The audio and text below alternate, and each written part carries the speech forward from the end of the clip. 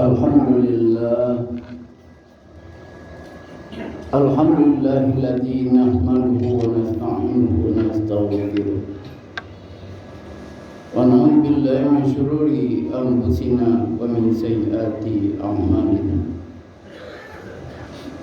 May yahdihillahu fala mudilla lahu wa may yudlilhu fala hadiya lahu. Asyhadu an la ilaha illallah wahdahu la syarika lah wa asyhadu anna Muhammadan abduhu wa rasuluh la nabiyya ba'dahu. Allahumma shalli ala sayyidina Muhammad wa ala alihi wa sahbihi ajma'in. Amma ba'du fa ibadallah usikum wa iyaya bi taqwallah faqad fazal muttaqun. Ittaqullaha haqqa tuqatih wa la tamutunna illa wa antum muslimun. Qala Allah Ta'ala fil Qur'anil Karim. A'udzu billahi minasyaitonir rajim. Bismillahirrahmanirrahim. Ma kana Muhammadun aba ahadin min rijalikum walakin Rasulullah wa khataman nabiyyin wa kana Allahu bi kulli syai'in alima. Wa qala aidan fi ayatil ukhra wa ma arsalnaka illa kaffah linnas basyiran wa nadhira. Wa fi ayatin ukhra qul ya ayyuhan nas inni rasulullah ilaikum jami'an. Sadaqallahu. Kaum muslimin sidang Jumat yang berbahagia, mari kita bersyukur kepada Allah Subhanahu wa taala dengan rahmatnya dan dengan karunia-Nya. Kita masih diberi oleh Allah pertama kesempatan menikmati hidup ini. Alhamdulillah kita masih bisa menghadiri undangan Allah hari ini, yaitu salat Jumat berjamaah. Mudah-mudahan salat Jumat yang kita kerjakan hari ini diterima oleh Allah. Amin ya rabbal alamin. Dengan rahmat Allah kita juga masih diberi kekuatan iman dan kesehatan. Bukti kita beriman, kita tinggalkan urusan-urusan yang lain. Kita tinggalkan urusan-urusan dunia. Kita tinggalkan urusan-urusan jual beli. Kita berangkat menuju rumah Allah. Kita berangkat ke masjid, ke rumah Allah. Karena masjid itu adalah rumah Allah. Kita diberi kesehatan oleh Allah. Sehingga dengan kesehatan itu kita bisa melaksanakan ibadah dengan sempurna. Pasti berbeda. Orang sakit beribadah dengan orang sehat berbeda. Berbeda marifatnya. Berbeda dengan lainnya. Salawat dan salam pada Nabi besar kita Nabi Muhammad sallallahu alaihi wasallam. Kaum muslimin yang berbahagia, kita masih baru saja memperingati kelahiran Nabi besar Muhammad sallallahu alaihi wasallam. Hari ini juga kita akan membaca bahwa Nabi Muhammad itu Nabi yang terakhir.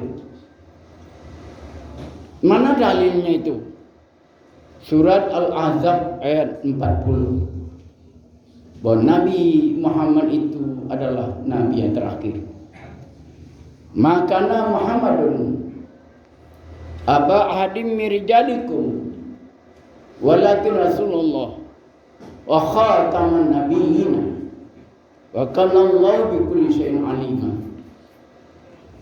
Muhammad itu sekali-kali bukanlah bapa dari seseorang laki-laki di antara kamu, tapi dia adalah Rasulullah, walakin Rasulullah, dan penutup nabi-nabi, dan adalah Allah Maha mengetahui segala sesuatu. Kaum muslimin yang berbahagia, sebagai nabi terakhir, beliau telah menyempurnakan bangunan dinullah yang telah dimulai pekerjaannya oleh para nabi-nabi yang dahulu. Dan rasul-rasul sebelumnya telah mulai membangun dinullah, agama Allah, telah membangun dengan sempurna, menjadi bangunan yang indah. Itu agama Allah Subhanahu wa taala. Kaum muslimin yang berbahagia, Nabi besar Muhammad sallallahu alaihi wasallam membuat perumpamaan seperti sabda beliau, perumpamaan antara dia dengan nabi sebelumnya. Dan beliau nabi terakhir, maka Rasulullah menyampaikan dalam sabdanya bagaimana perumpamaannya. Masali wa masalul anbiya kamasali rajulin bana bunyanam fa ahsana wa ajmalah illa mawdi'a labna min zawiyah min zawayahu faj'alan nas yatufuna bihi wa ya'jabuna lah wa yaquluna halla wudi'at hadhil labna qala fa'anal labna wa ana khatamun nabiyyin. Hadis ini muttafaqun alaih.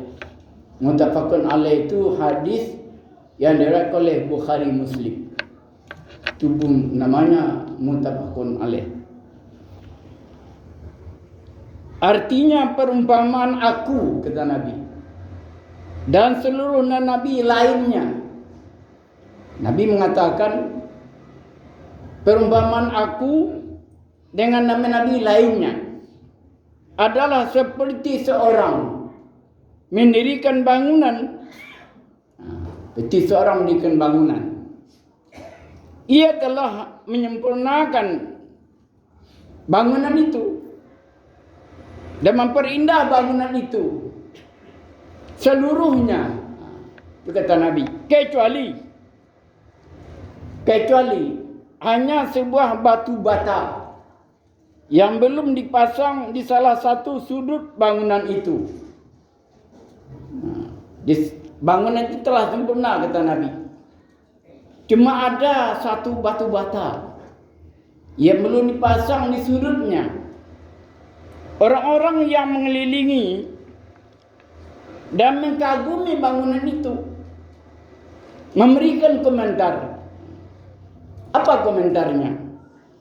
Alangkah baiknya kalau batu bata itu diletakkan di tempat yang kosong. Sayalah batu bata itu, dan sayalah yang penutup nabi-nabi itu. Itu kata Nabi. Jadi yang batu bata itu saya. Yang belum dipasang, bangun itu telah sempurna, kata Nabi. Tapi ada satu bangunan batu bata belum dipasang, sehingga orang kagum dengan bangunan itu.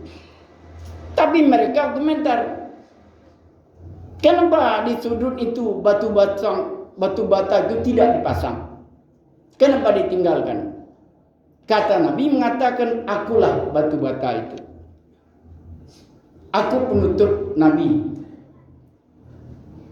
Kaum muslimin yang berbahagia, dengan bangunan indah dan sempurna, Rasulullah diutus oleh Allah untuk seluruh umat. Untuk seluruh umat sampai hari kiamat. Jadi Nabi Muhammad itu diutus untuk seluruh umat sampai hari kiamat. Bukan saja di dunia akhirat. Ditegaskan oleh Allah dalam surah Saba ayat 28. Wa ma arsalnaka illa kafah linnas basyiran wa nazira. Kami tidak mengutus kamu wahai Muhammad melainkan kepada umat manusia seluruhnya sebagai pembawa berita gembira dan sebagai pemberi peringatan. Itu kata Allah. Berarti berbeda. Ya. Yang Nabi Muhammad itu istimewanya diutus Allah untuk seluruh manusia. Untuk seluruh manusia. Bukan sebahagian. Allah juga memberi ketegasan. Qul ya ayyuhan nas inni rasulullah ilaikum jami'a. Katakanlah hai manusia, sesungguhnya aku Muhammad adalah utusan Allah kepadamu semua. Jadi Nabi mengatakan aku diutus untuk semua manusia. Tidak ada satu golongan dan satu kelompok, tapi untuk seluruh kaum muslimin yang berbahagia. Kita baca ini kenapa untuk diulang. Kaji itu diulang muka dapat. Ibunya bernama Aminah binti Wahab bin Zurah bin Abdi Manaf. Ibunya anak Wahab bin Zurah bin Abdi Manaf. Anak lelaki Abdi Manaf. Bapaknya Abdullah bin Abdul Muttalib bin Hashim bin Abdi Manaf. Garis keturunan ibu bapa Rasulullah itu bertemu pada Abdi Manaf bin Qusay. Kalau diteruskan ke atas lebih kurang 17 keturunan bertemu dengan Nabi Ismail. Kalau diteruskan ke atas keturunan Nabi bapa dan ibunya akan bertemu nanti 17 keturunan. Sampai pada Nabi Ismail bin Ibrahim. Kaum muslimin yang berbahagia. Ini anak Nabi Ibrahim, Ismail. Tentu naik lagi kepada Ibrahim. Itulah diantara salah satu Nabi yang dibaca dalam salat Nabi Muhammad dan Nabi Ibrahim. Kenapa tidak Nabi yang lain? Akan timbul pertanyaan orang. Bahkan memperingati kelahiran Nabi saja dibandingkan dengan ulama. Rasulullah tidak bisa dibandingkan dengan ulama. Nabi diperingati lahirnya karena berbeda daripada ulama. Ulamanya diperingati wafatnya. Kalau ulama itu ulama berjasa. Kalau ulama-ulama itu ulama dunia akhirat. Bukan ulama dunia saja. Kaum muslimin yang berbahagia. Nabi Muhammad sebelum lahir sudah ada tokoh yang mengenal. Sudah ada yang tahu orang. Sudah ada tokoh Ahlul Kitab. Ahlul Kitab. Seperti Salman Al-Farisi. Seperti Kaisar Heraklius. Seperti Raja Najasyi dan Abdullah bin Salam. Ini tokoh. Belum lagi dilahirkan, mereka sudah mengenal. Di mana mereka membaca itu? Dalam kitab Taurat dan Injil. Kitab Taurat asli, kitab Injil asli. Bukan yang sekarang. Sekarang kitab itu dibuat oleh manusia. Kadang-kadang isinya berbentuk filsafat. Kaum muslimin yang berbahagia. Itu Nabi Muhammad kita baca. Dan perlu kita tahu yaitu. Tapi Nabi Muhammad belum lahir sudah ada yang mengenal. Bukan Islam dia, tapi Ahlul Kitab. Bahwa Nabi akan lahir nanti. Cuma mereka tidak katakan dari suku mana lahir itu. Kaum muslimin berbahagia. Kita masuk yang kedua. Nabi Muhammad itu ada mukjizat. Ada mukjizat yang dianugerahkan Allah kepadanya, ada 9 macamnya. Mukjizat ni. Mukjizat itu apa? Kelebihan yang tak bisa dinalarkan oleh akal. Tak bisa dijangkau oleh akal yang sehat dan nalar. Itu mukjizat. Kelebihan yang diberikan Allah kepada Nabi tak bisa dijangkau oleh akal sehat. Tak bisa dengan nalar. Itu mukjizat. Kapan mukjizat itu datang? Di saat dibutuhkan. Apa saja mukjizat diantaranya? Al-Quran Karim sebagai mukjizat abadi. Itu yang pertama. Al-Quran mukjizat pertama. Al-Quran itu, ya, kalau dibaca dalam tafsir, itu hanya di bawah 6.666 ayat. Tidak ada yang sampai 6.600. Hanya di bawah itu. Baca kitab tafsir. Berapa ayat Al-Quran itu? Tidak 6.666 ayat. Tapi orang barangkali untuk memudahkan, ya, kalau dihitung jumlah ayatnya bukan sebanyak itu. Kaum muslimin yang berbahagia, Al-Quran itu jelas, tidak bisa direvisi-revisi. Kan ada orang-orang yang pemikir Al-Quran itu sudah tidak cocok lagi dengan zaman sekarang, diperevisi. Ini sesat mereka ini. Sesat dia. Kaum muslimin yang berbahagia, itu mukjizat pertama. Al-Quran diturunkan kepada Nabi Muhammad sallallahu alaihi wasallam. Yang kedua, apa mukjizat? Keluar air dari sela-sela jari beliau. Dan cukup untuk memberi minum 1.400 orang. Laki-laki dan perempuan. Ini hadis yang Bukhari ini. Air keluar dari sela-sela jarinya. Bahkan 1.400 orang meminum air tadi. Itu mukjizat. Dimasuknya tangannya ke dalam air yang sedikit itu penuh.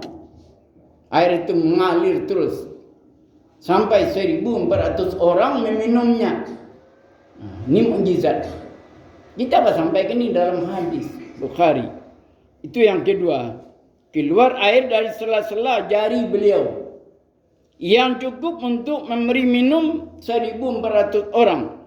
Laki-laki dan perempuan. Itu yang kedua mukjizat Nabi Muhammad sallallahu alaihi wasallam yang diberikan Allah tadi. Yang ketiga, melipat gandakan makanan. Sehingga makanan yang sedikit cukup untuk lebih kurang 1.000 orang. Prajurit waktu perang Khandaq. Dia ni yang kata perang Khandaq kejadian. Makanan sedikit. Orang ada 1.000. Orang ada 1.000. Kalau menurut akal, ya, tidak bisa. Makanan sedikit bisa sampai untuk 1.000 orang. Tapi akan datang mukjizat kepada Rasulullah SAW. Ini hadisnya. Ya, termasuk hadis ini mustafakun alaih juga. Bukhari Muslim juga hadisnya. Ya, jadi makanan yang sedikit bisa sampai untuk 1.000 orang. Itu yang ketiga. Mukjizat diberikan Allah kepada Nabi Muhammad. Yang keempat, mukjizat mengembalikan mata Qatadah yang tercukil waktu perang Uhud sehingga kembali seperti semula sehat. Matanya waktu perang Uhud terkeluar. Barangkali kena panah, keluar mata Qatadah tadi. Maka Rasulullah langsung diisap mata itu, diusap mata itu, kembali sehat mata Qatadah. Tentu Allah yang memberi. Ya, itu mukjizat yang keempat. Mengembalikan mata Qatadah yang tercukil waktu perang Uhud, ya, sehingga kembali seperti semula. Mata tadi, mata Qatadah itu kembali tertipulah. Itu mukjizatnya yang keempat. Yang kelima, makanan mengucapkan tasbih di hadapan beliau yang bisa didengar oleh para sahabat. Makanan bertasbih terdengar oleh Rasulullah. Sahabat juga mendengar. Makan di hadapan Nabi itu bertasbih dia. Ya, tasbih dia. Subhanallahi ma fis samawati wal ard. Ya.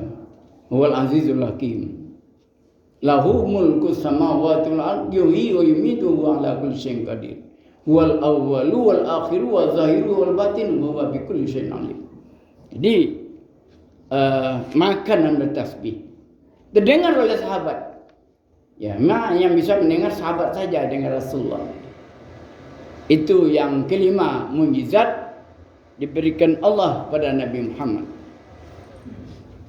Yang keenam, mukjizatnya bulan terbelah dua, menjawab permintaan orang Quraisy.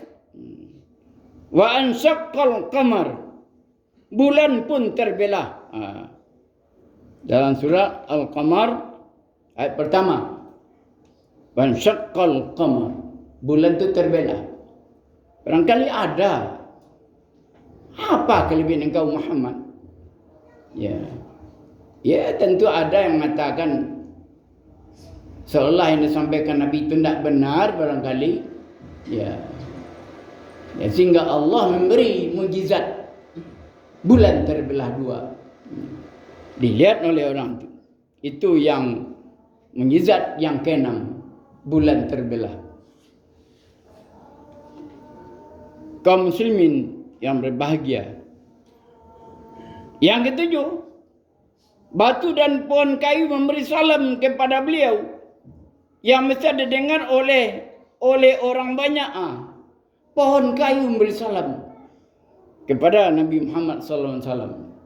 Beri salam dia kepada Nabi Muhammad SAW. Demikian khutbah kita. Barakallahu lakum bi Qur'an yang azim wa nafa'ani iyyakum ma bi minal ayati wa dzikril hakim. Wa taqabbal minni wa minkum tilawatahu innahu wal ghafurur rahim.